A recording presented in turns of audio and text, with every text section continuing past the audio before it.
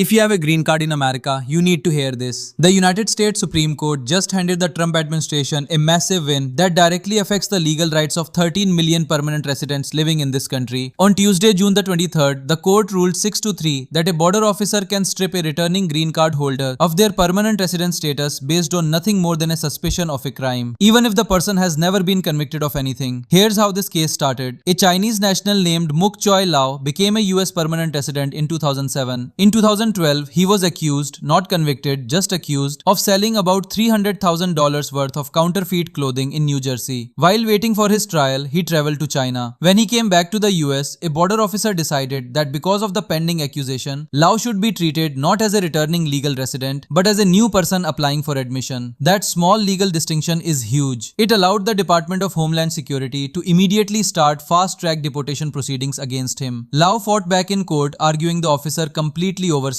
and two lower courts agreed with him, saying officers need clear and convincing evidence of a crime before stripping someone of their legal status. But the Supreme Court's conservative majority, in an opinion written by Justice Clarence Thomas, reversed those decisions entirely. Thomas wrote that border officers make quick judgments on the spot, and that suspicion alone is enough. The three liberal justices, Jackson, Sotomayor, and Kagan, dissented sharply. Justice Ketanji Brown Jackson wrote in her dissent that the court has handed the government a massive blank check. Any open investigation, any pending allegation, any unresolved charge can now be used to revoke a returning green card holder's permanent status at the border. This ruling is part of a much bigger pattern of the Trump administration pushing to expand government power over immigration through the courts and winning.